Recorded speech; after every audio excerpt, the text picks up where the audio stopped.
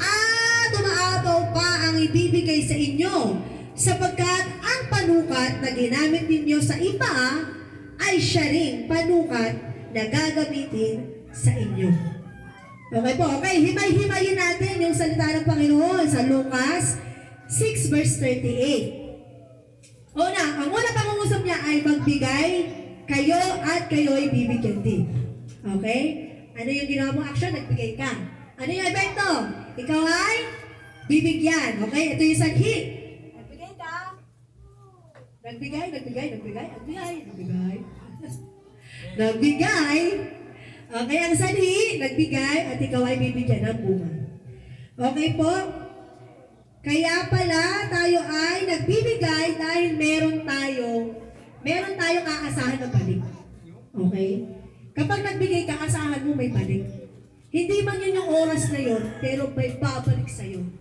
Pero mas asahan natin na ang balik o yung magbibigay sa atin ay ating Diyos na nasa langit, na nakita kung ano yung puso natin sa pagbibigay. Okay po? Okay, anong karugtong yan?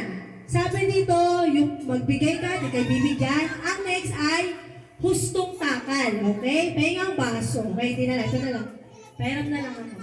Bigyan na lang nila. Okay, ito kanyan. Itong basong ito, ganito ka magbigay. Ibinigay mo. Okay? Ito yung sinasabing hustong takal. Kung ano yung panukat na ibinigay mo. Yan din ibibigay sa'yo. Ito yung panukat eh. Hustong takal to kasi ito yung panukat eh. Gusto to. Siyempre, ito lang yung naman yung binigay. Wala nga yung bar sa malaki. Pero ang sabi dito, sisiksikin. Okay? Liligligin. At umaapaw pa. Ibig sabihin meron dito, kapag binuhat mo, halos matapon-tapon na. Yun yung umaapaw. Yun na yung umaapaw. Okay, balik natin. Ganyan ang pagpapalang matatanggap nyo sa Panginoon pag nagbigay ka. Okay? Hindi lang yan liligligin, sisiksikin. Pag-uumapawin pa ng Panginoon. Kung yan yung cup mo, ipifil ng Lord yan. At pag-uumapawin niya pa yan. Para saan? Parang, bakit ito amin ang uumapaw? Kasi ikaw yung magiging blessing ng paligid mo. The blessing will come from you and you will share the blessing to the people around you. Okay? Okay, sapagkat ang karugtong, ang panukat na ginawa ninyo, panukat na ginamit ninyo sa iba ay siya rin gagamitin panukat sa inyo.